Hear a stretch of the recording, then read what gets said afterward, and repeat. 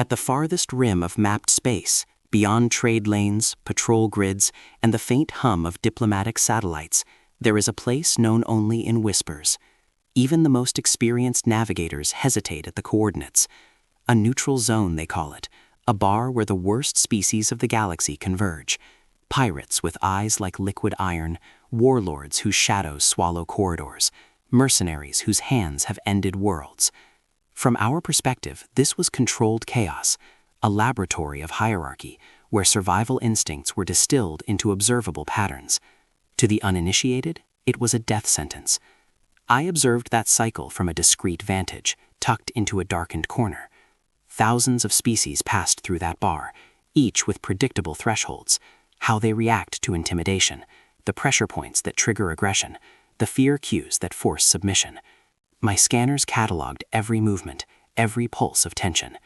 It was an ecosystem of supremacy, a living algorithm of dominance. Then the door opened. The sound was insignificant, mechanical, routine, yet the air shifted. Not violently, not alarmingly, yet something wrong rippled through the room.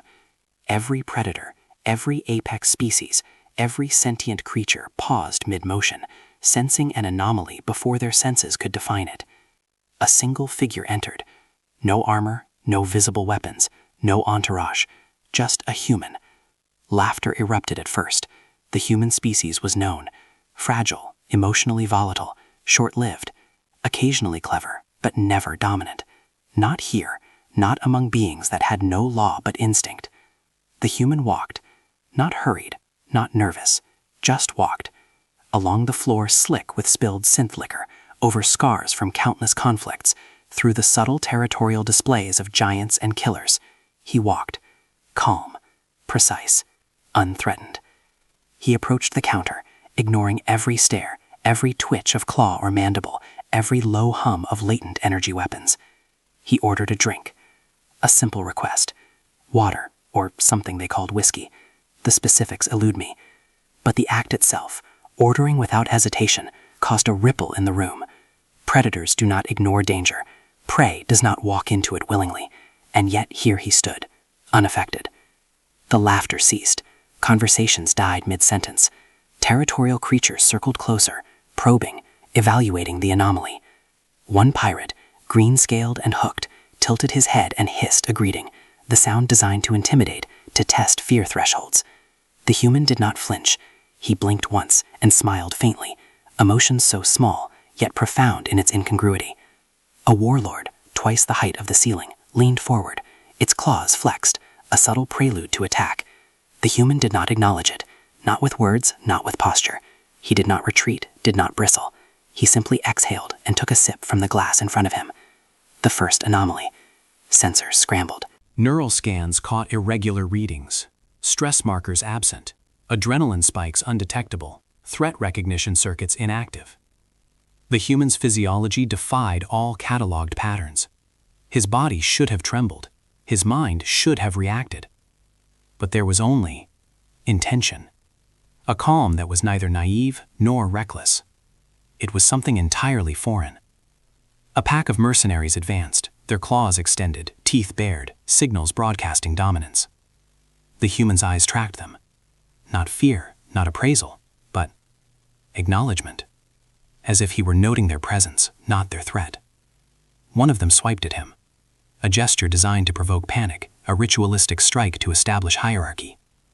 The human did not dodge, he did not scream, he did not cower.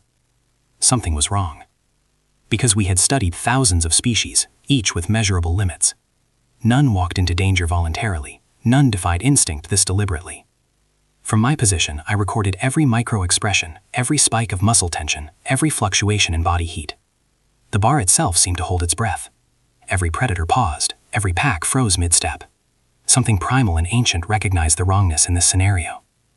The human finished his drink, placed a few credits on the counter, did not look around for applause, did not issue a warning. He simply waited.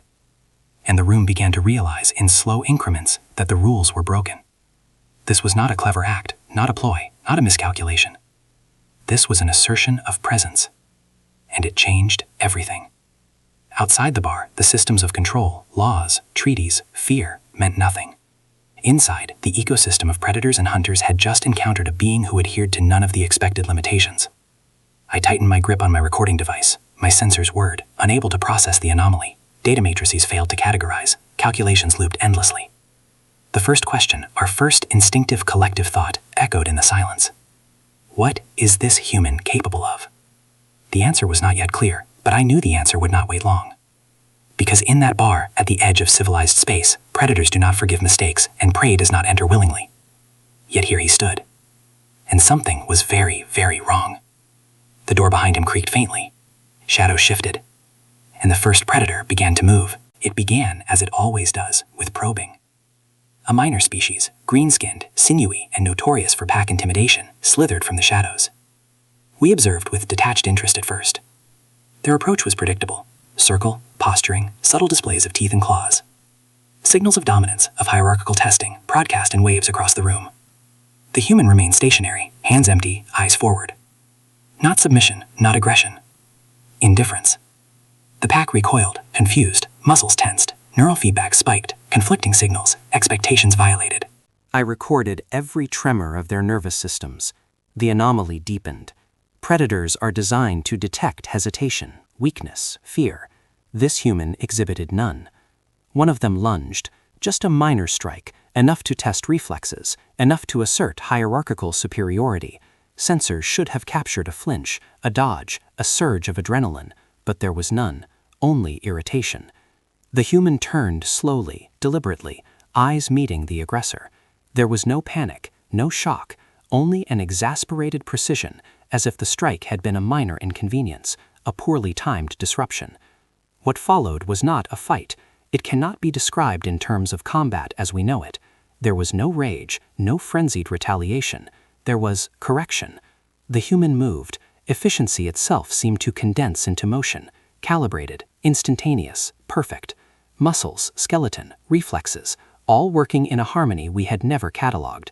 There were no wasted movements, no hesitation, no perceptible strategy other than exact, immediate neutralization. Within seconds, the entire pack lay incapacitated, not dead, but utterly neutralized. Limbs immobilized, consciousness preserved, threat nullified. The bar fell silent. Even those accustomed to violence paused, the metallic tang of fear hanging in the air. This was no longer amusement. The laughter, the casual posturing, the whispered bets on the human's lifespan, all ceased. Observers became witnesses. Data streams activated. Scanners and neural probes attempted to quantify, to classify, to fit this being into known combat archetypes. Nothing aligned. No patterns matched. His physiology was unfamiliar. His neurological responses defy expectation. There was no surge of bloodlust, no instinctual defense drive, only control. And beneath that, something more, something restrained, something deliberate, conscious of consequences, yet unwilling to be constrained.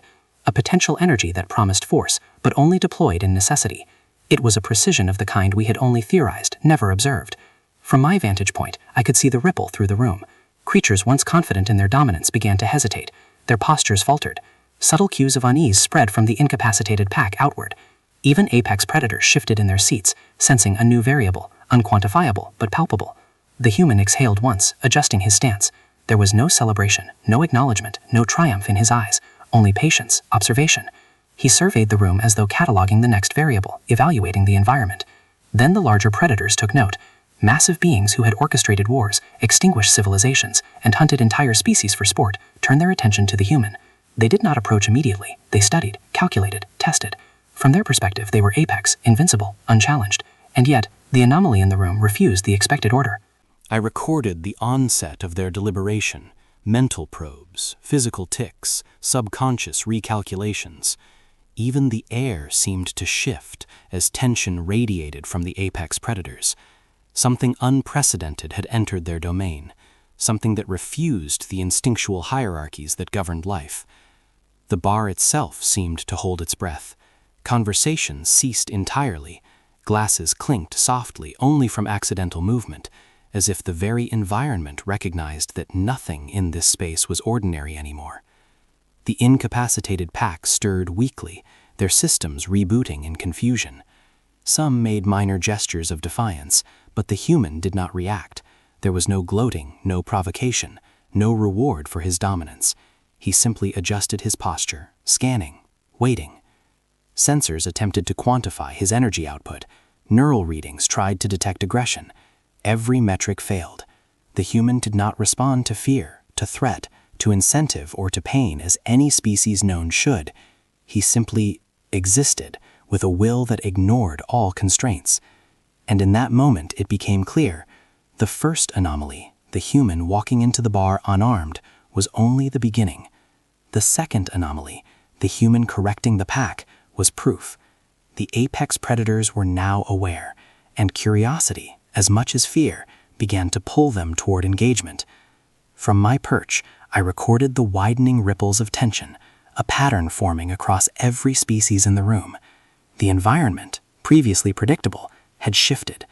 Dominance hierarchies, the invisible laws of survival, were being rewritten before my sensors could process. I leaned closer, my attention fixed. My instruments were insufficient. My data was incomplete. This human, small, fragile by appearance, unremarkable in build, was rewriting the rules of engagement in real time, and we had only begun to observe. Something told me that the true test, the one that would define the anomaly's limits, had not yet arrived. The pack lay neutralized. The room held its breath. The apex predators shifted, calculating, and in the center, the human waited, calm, deliberate, unconquered. The first question had been answered. The second was forming in the minds of every observer. How far can he go? And I, a witness from the shadows, knew we would not have long to find out. The room shifted again, not visibly, not violently, but in the subtle language of apex beings. The dominant species in the bar, the ones even war fleets avoided, the ones whose names were whispered in fear across entire systems, turned their attention toward the human. Massive, grotesque in scale, evolved in crushing gravity fields, with natural weapons capable of slicing through reinforced hulls as though they were paper. Even from my distance, I could sense the raw potential energy radiating from them. They did not rush, they did not roar. They did not signal their intent with posturing or challenge. They watched, calculated. Predatory patience that had ended countless civilizations now focused on this anomaly. The human finished his drink, slowly, deliberately. He placed the empty vessel on the counter and looked around, unhurried. This gesture, so mundane, sent tremors through our instruments. For beings accustomed to immediate deference, immediate submission, this calmness was unnerving.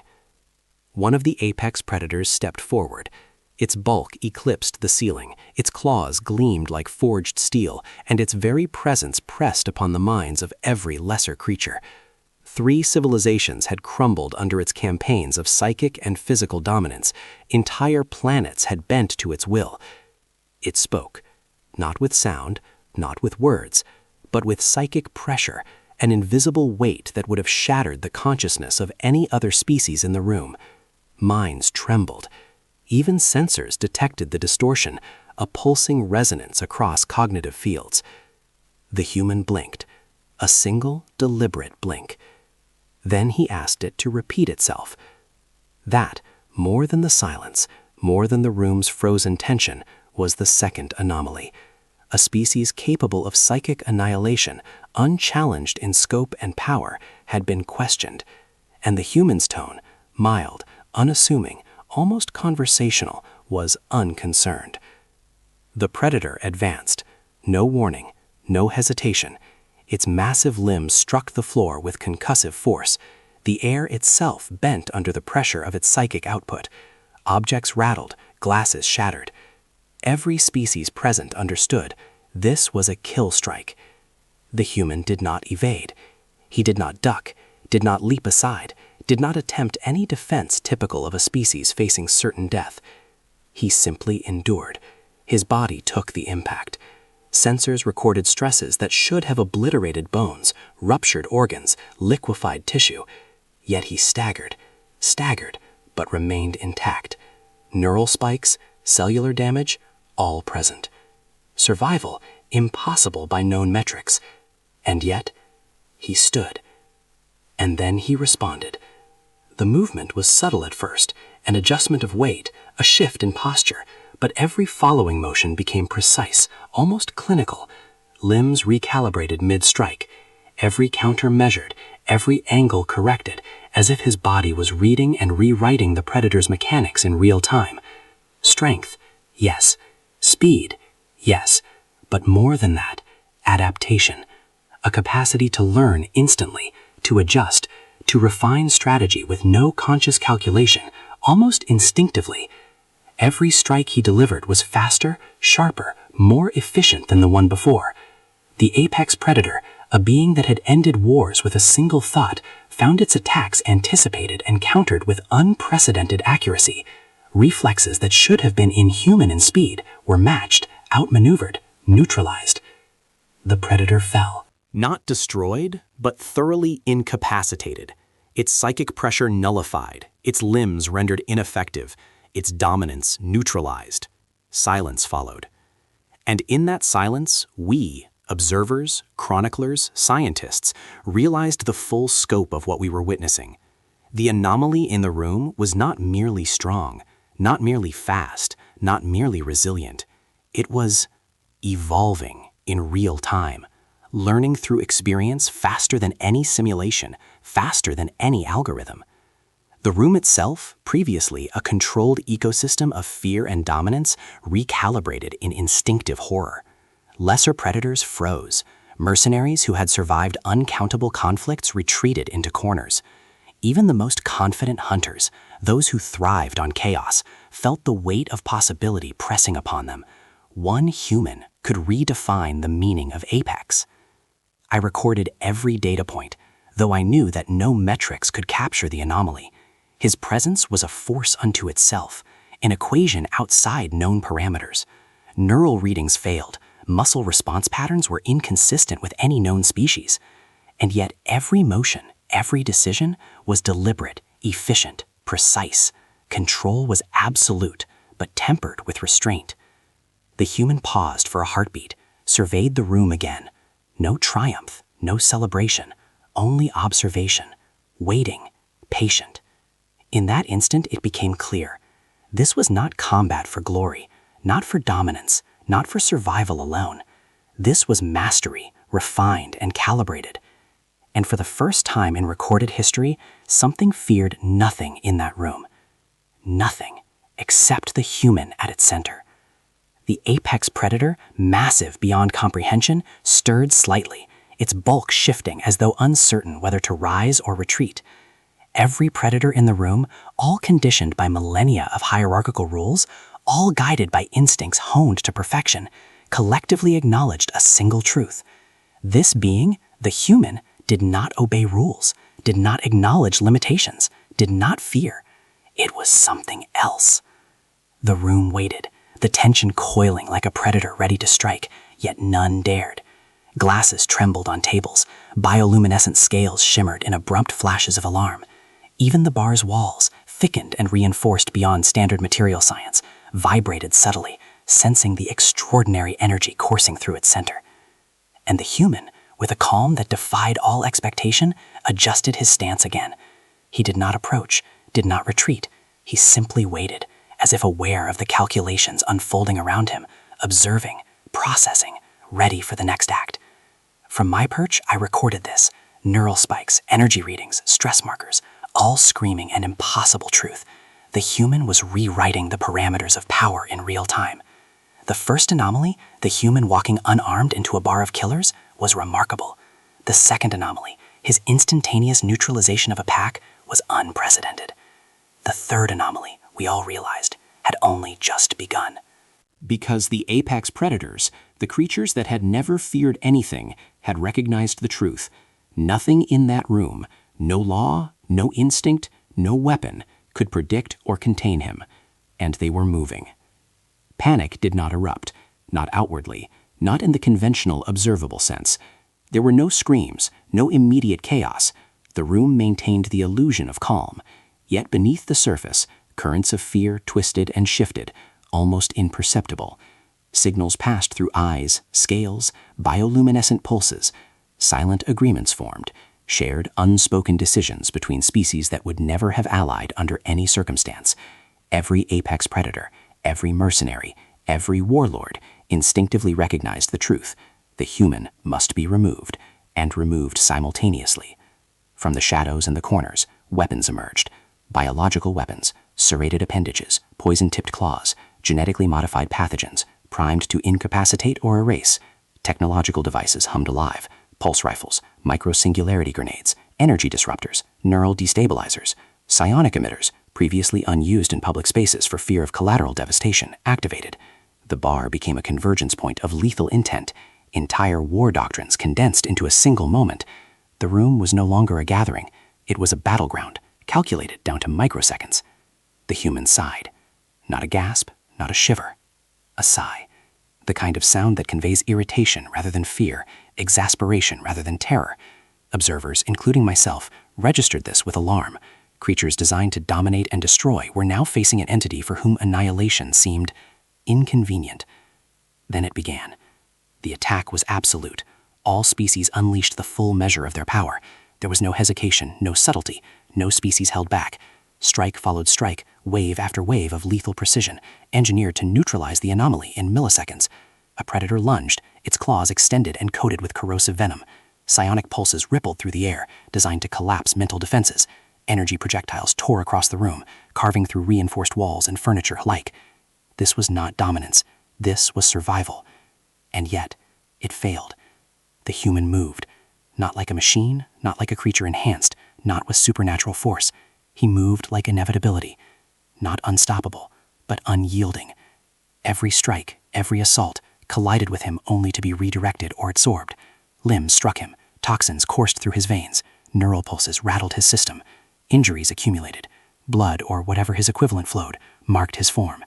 Pain should have slowed him, should have ended him. It did not. Each movement was adaptive, not reactionary, not reflexive in the simple sense. His body adjusted to damage, to disruption, to force, in ways that we could not predict. A strike that should have shattered his shoulder found a shift in weight and posture that rendered it almost irrelevant. A blast that should have knocked him unconscious instead found him rising, as if he had anticipated the very attack before it began. He refused to stop. It was not courage, not stubbornness. Observers instinctively cataloged this. There was an internal mechanism, a core directive beyond instinct, beyond biology. Something inside him would not allow retreat. We recorded, measured, analyzed, but no data aligned with known species. Nothing in databases or historical precedent could explain the continued motion, the adaptation, the resilience. All our expectations, all our theories about limits were being rewritten in real time. And then we understood, finally, something terrifying. Humans were not dangerous because of what they were. They were dangerous because of what they refused to become. They refused to submit to limitation. They refused to recognize inevitability as a barrier. They refused to yield. They refused to stop. The room became chaotic, but controlled chaos, organized in its intent, but impossible in its coordination. Each predator attacked, each mercenary struck, each weapon fired in unison, yet each failed to halt him. The human moved through the onslaught with a calm that mocked our comprehension. Every blow intended to incapacitate was met with precise, instantaneous adaptation. Every attempt at strategy was outpaced by his instinctive recalibration. Pain registered, yes, he flinched, he staggered, but never enough, never in a way that allowed failure. I observed the apex predators, creatures who had toppled planets, rewritten wars, extinguished countless life forms. Their instincts betrayed them. Confusion, fear, uncertainty. Their calculations faltered. They had never seen a variable resist logic so completely. From my sensors, I recorded stress markers unprecedented in any known species. Adrenaline suppressed, metabolic spikes regulated, neurological responses inconsistent with survival thresholds. Everything that should have ended him instantly, did not. The human continued forward. Through him, the room itself was being rewritten. Territory dominance hierarchy shattered. Expectation matrices collapsed. Even the architecture seemed inadequate to contain the flow of energy and force he projected through presence alone. And we, observers from the shadows, understood. We were witnessing more than survival. We were witnessing evolution in action. Not slow, generational, cumulative evolution, but instantaneous, adaptive evolution. A being confronting threat beyond the imaginable and refining itself mid-conflict. As the final wave of assault reached him, a coordinated psychic strike paired with biochemical toxins and kinetic bombardment, he exhaled once, shifting his stance imperceptibly. The combination of forces that should have killed him outright was redirected, diffused, rendered impotent. Silence followed. The echoes of impact and psychic resonance faded. The room was filled with the stunned recognition of every predator and mercenary alike. The human had endured, not just survived, endured. And for the first time, there was a new term in our lexicon, whispered even in the minds of the apex predators: limitless. The human paused, surveyed the room, not triumphantly, not challengingly, simply. He exhaled, adjusted his position, and waited, as if expecting the next wave, not intimidated by the impossible, not driven by desire, not fueled by hate, simply acting in accordance with a principle we could not yet define: do not stop. At that moment, observers understood with clarity bordering on terror. Humans are not defined by strength, not by resilience, not by speed, skill, or cunning. They are defined by refusal. Refusal to yield, refusal to succumb, refusal to acknowledge limits imposed upon them by fear, by threat, by circumstance, or by biology itself.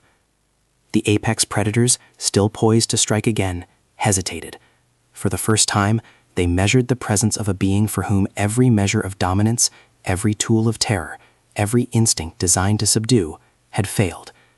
And in that hesitation, the first flicker of understanding passed through every observer in the room. It is not what the human is capable of. It is what the human will not allow himself to be bound by. The escalation protocol had been executed flawlessly, entire doctrines of war distilled into a single unified assault, and it had failed. All at once, the realization spread. The human is dangerous, not because he attacks, but because he refuses to stop, refuses to bend, refuses to be limited in any way we comprehend.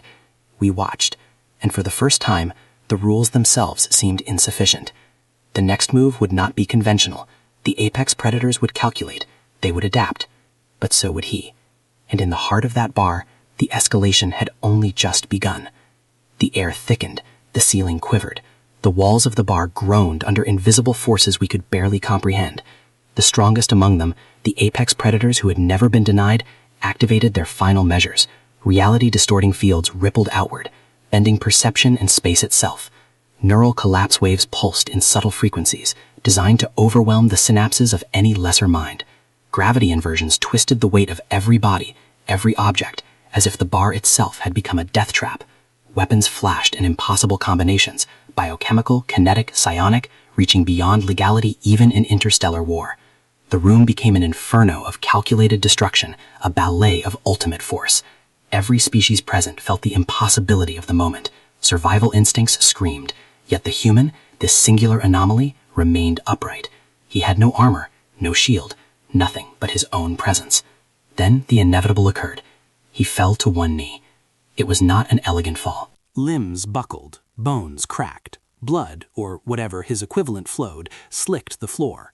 Neural activity spiked beyond survivable thresholds. Every measurement indicated that he should not have moved again, that he should have ceased to exist. For the first time, the observers allowed hope to flicker. The survivors in the room, the minor predators, the frightened mercenaries, some dared to exhale. This was it. This had to be it. The limit. No organism, no species, no conceivable configuration of biology and physics could endure such a concentrated, simultaneous assault. And yet, the human looked up. Slowly. Not with relief, not with fear, not with triumph, but with recognition. It was as if the barrage, the distortion, the destruction were familiar, as if he had survived worse, had endured more brutal, more incomprehensible trials elsewhere, in times and places we could never record. He rose. Slowly. Pain marked every movement. Fractures throbbed. Blood loss was critical. Neural signals screamed through his system. Yet he rose. And then he smiled. Not joy, not amusement. Recognition. A small, almost imperceptible tilt of the lips, acknowledging the effort rather than the threat. "I was having a quiet drink," he said. The simplicity of the sentence reverberated across the room. Observers registered its absurdity. The meaning was clear. This extreme, unparalleled final assault was inconvenience, not danger. Data stream that overloaded. Neural scans could not reconcile what they were witnessing. This was not combat, not even survival in conventional terms. This was something else entirely.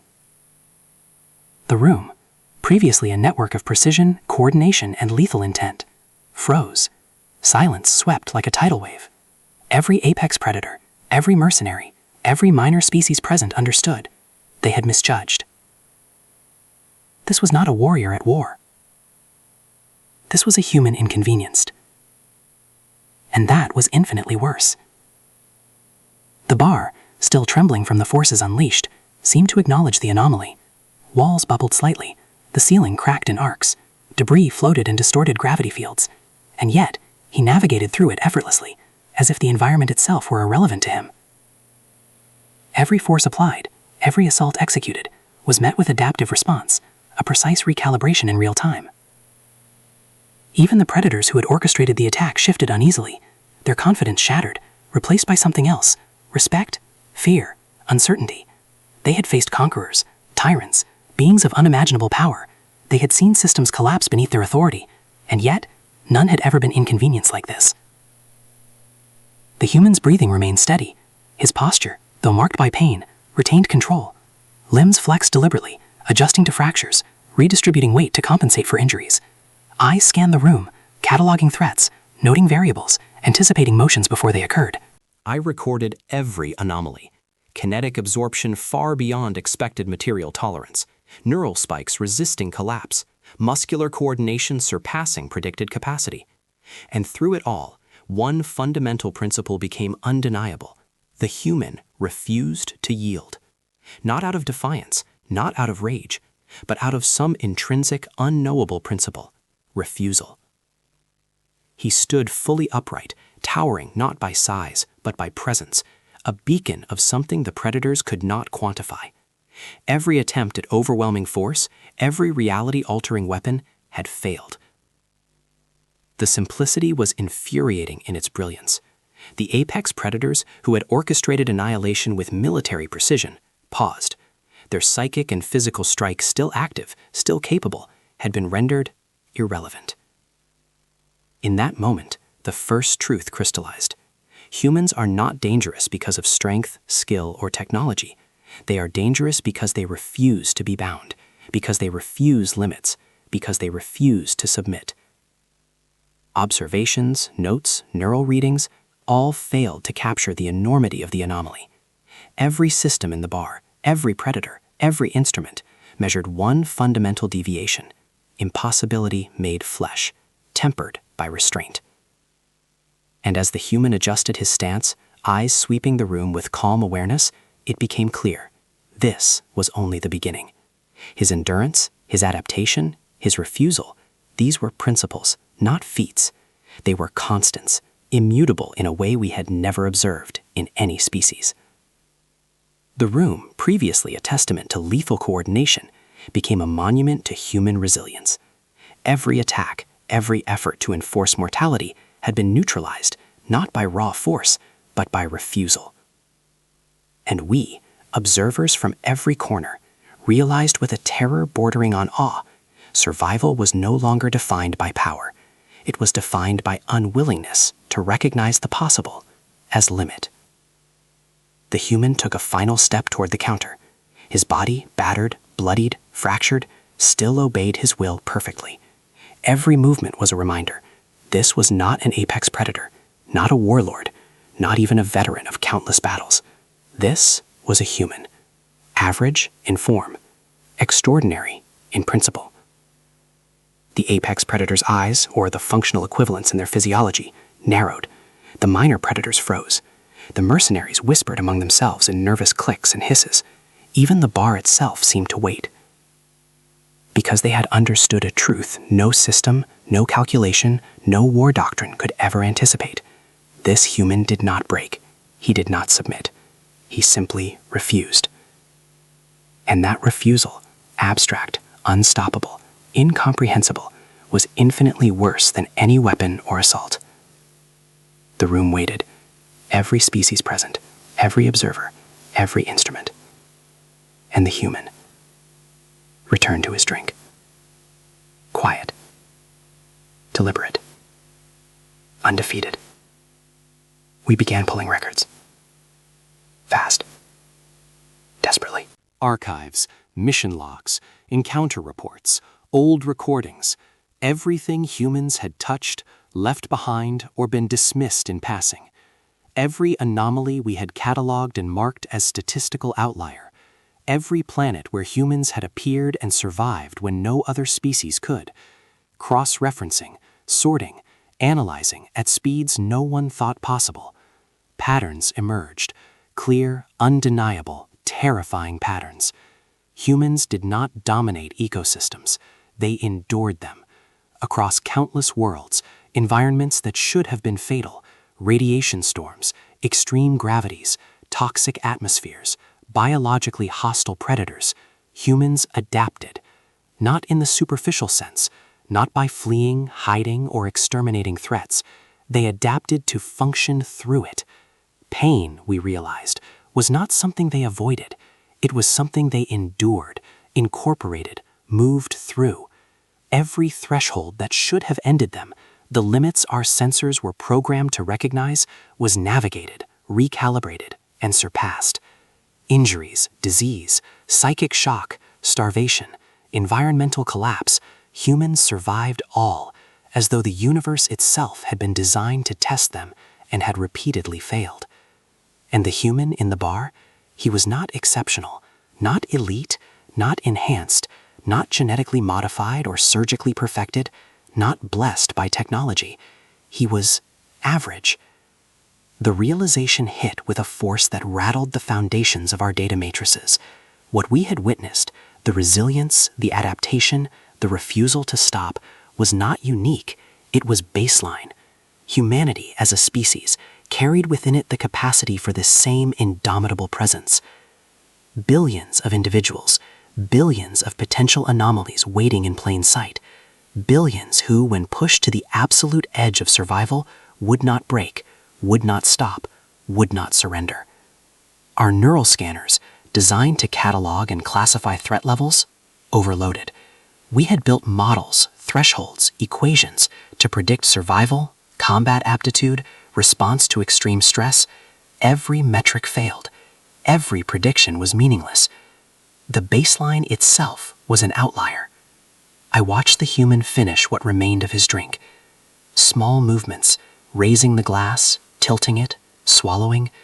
So ordinary, so mundane.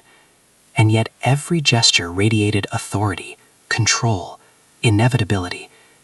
Around him, the bar was silent. No predators dared move. No mercenary dared whisper. No apex entity attempted to reassert dominance. They were witnesses now, not hunters. We had assumed supremacy was determined by power, by force, by size, by tools or enhancements. We had been wrong. Supremacy, we now realized, was in endurance, in adaptation, in the refusal to recognize limits imposed by circumstance, environment, or expectation. Humans carried it naturally, not as a calculated trait, not as a trained skill. It was inherent. Baseline. Every file we opened confirmed it. Every system we cross-checked corroborated the same terrifying conclusion. This was not an anomaly. It was a species-wide principle. The human in the bar, struggling, adapting, enduring, refusing, was a microcosm of what humanity could achieve collectively. And that realization chilled even the apex predators, creatures who had toppled civilizations, who had orchestrated planetary purges, who had commanded entire fleets into annihilation, understood something they had never grasped. Numbers mattered. Persistence mattered. presence mattered. Humans multiplied, endured, and evolved around limits rather than within them. We had underestimated them at every turn. We had assumed fragility, weakness, impatience. We had coded fear responses, aggression thresholds, survival limits. And yet all had failed. The data was clear. Humans could function through impossible pain, endure the unimaginable, adapt instantly, and refuse submission. Not occasionally, but habitually. Around the human, silence remained. No challengers stirred, no strikes were plotted, no force dared to confront him. Only witnesses, only observers, attempting and failing to comprehend the fundamental principle at the core of his species. He set the empty glass down with deliberate finality, raised his eyes to the room, calm, still, present, neither arrogant nor dismissive, simply aware. And in that awareness, the room understood, for the first time in recorded history, that humans were not defined by combat, by technology, or by intellect alone. They were defined by principle, refusal of limitation, relentless insistence on persistence, the certainty of continuity. Every species present, from apex predators to minor scavengers, felt the weight of this truth. We could quantify weapons, calculate strategies, map physiology. We could not calculate resolve. We could not predict refusal. And humans, by their nature, were built around it. The human moved slowly, deliberately, through the debris, through the lingering forces of attack, through the silent awareness of the room. Every step measured, every motion a demonstration of inevitability. And I, observer from the shadows, recorded not an exception, but a baseline. Not a hero, not a champion, not a unique specimen, but a human. Every metric of survival we had considered absolute was rewritten in that presence. Every calculation of dominance, every expectation of compliance, every assumption of mortality was invalidated. And as the human departed from the bar, leaving only silence behind, one overwhelming realization settled across all species present. Humanity was everywhere.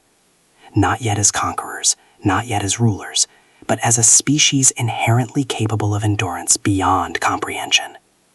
Billions more like this, waiting, surviving, enduring, refusing to stop. The human took a final sip of a remaining drink, calm, unhurried. The room, battered and trembling, simply observed. No challengers remained, only witnesses. And the witnesses knew this was not an exception. This was the baseline.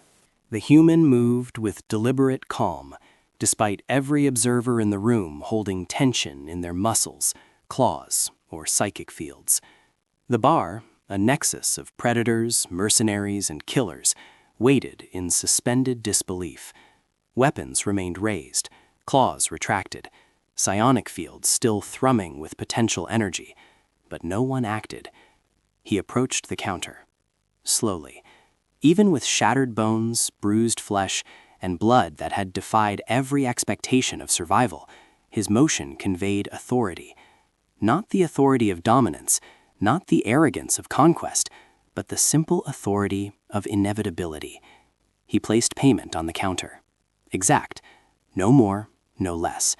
Not enough to impress, not enough to provoke, just enough to satisfy the transaction. The room exhaled collectively, though no one dared break the silence. Every predator, every mercenary, every apex being recalibrated, not out of fear, not out of respect, not out of submission, but understanding.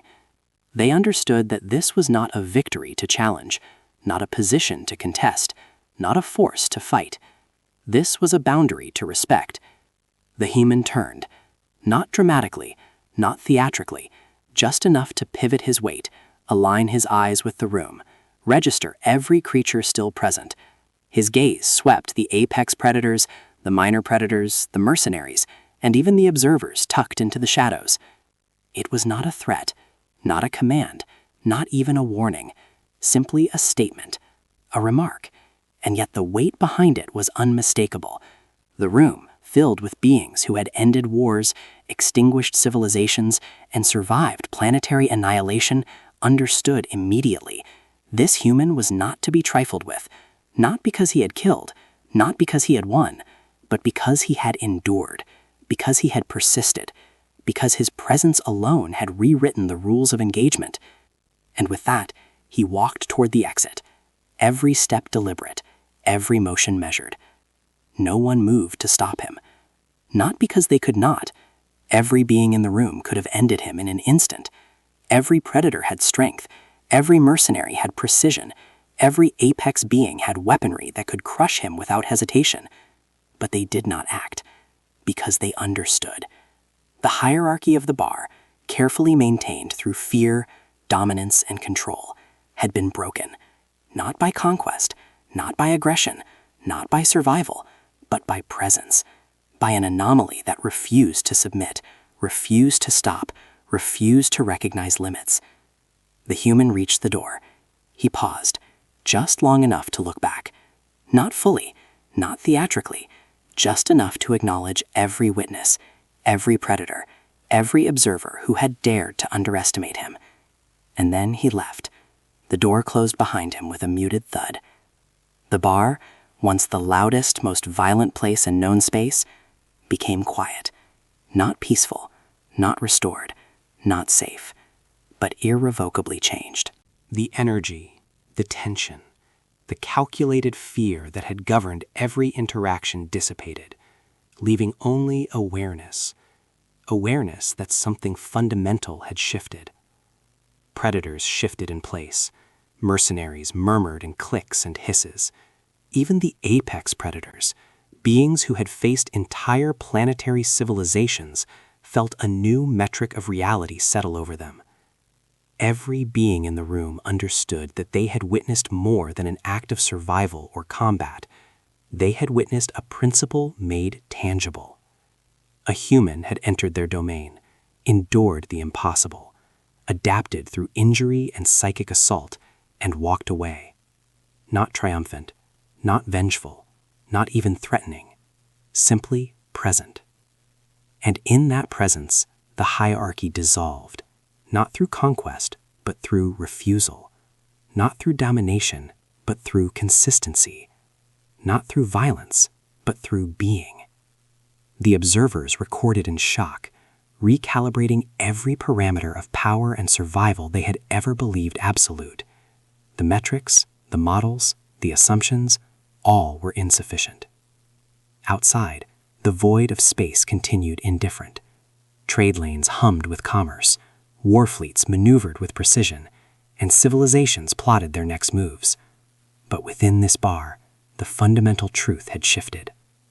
The human was gone, but the echo of his presence lingered. And in that lingering echo, every predator, every mercenary, every observer understood a simple truth. Humans were not dangerous because of what they did, but because of what they refused to become. The bar would remain, the walls would still stand, the tables would still bear marks of struggle and survival. But no being would ever again enter the space with the same certainty of dominance. The rules had changed. The ecosystem, previously predictable, now contained a variable that could not be neutralized. Silence persisted. Not oppressive, not mournful, not expectant, just observant.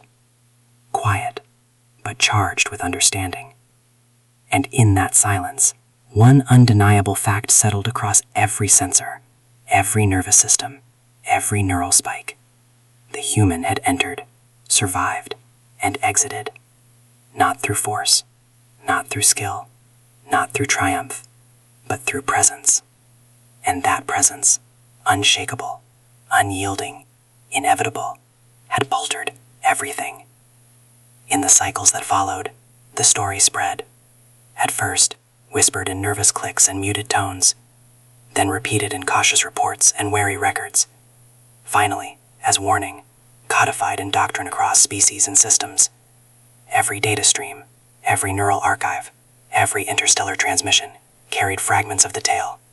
The human who endured the impossible, who adapted through every assault, who walked unbroken through chaos and left only silence in his wake. Humans were reclassified. Not predators, not prey, not tools of war, not anomalies to be cataloged and contained. Something else entirely, a designation we had never conceived, a category beyond our prior taxonomy. They became a principle. A force defined not by aggression, but by refusal to be bound, not by conquest, but by persistence. A species that does not seek conflict, but cannot be contained by it. A species that does not escalate, but will finish what is started. We revised threat matrices, survival equations, combat simulations. All were inadequate. A human's presence alone invalidated centuries of predictive modeling. Entire fleets, war doctrines, apex predators' instincts, nullified by one species' intrinsic principle, refusal of limitation. The bar still exists. Its walls still contain shadows, whispers, and the residue of fear. But the rules have changed. No longer does the hierarchy dictate behavior. No longer does brute strength alone grant authority. There is now one universal agreement among all who gather there. If a human walks in, you let them drink. Because to challenge a human is not merely to risk combat, it is to risk incomprehensible consequences, to assume limitations where there are none, to measure against a standard that cannot apply. The message spread, across systems, across trade lanes, across worlds. The warning became doctrine. Doctrine became instinct. Predators recalibrated. Mercenaries hesitated before confrontation. Apex beings acknowledged that some forces defy control, resist containment, and operate beyond threat thresholds. And yet humans did not seek dominance. They did not relish conquest. They drank quietly. They endured silently. They adapted imperceptibly. Their strength was measured not in destruction, but in the refusal to stop. Not in triumph, but in presence. The greatest mistake any civilization can make is assuming humanity has limits. We learned that lesson once, and all of us, predators, prey, observers, chroniclers, knew we could not survive learning it twice. Every record, every archive, every warning transmitted across the stars now carries the same principle. Humans are not to be underestimated, not because of what they do, but because of what they will not allow themselves to become. And so, in the bar at the edge of mapped space, in the place where even the most dangerous beings once claimed dominion, the greatest lesson endures. Presence can redefine power, refusal can rewrite hierarchy, and humanity, quiet, enduring, unyielding, remains untouchable in its principle. The cycle continues. Humans continue to exist, continue to adapt, continue to endure. And every being who witnesses them learns, in silence and in awe, never assume limits where none exist. Because we learned it once, and none of us wish to face the consequences of ignoring it again.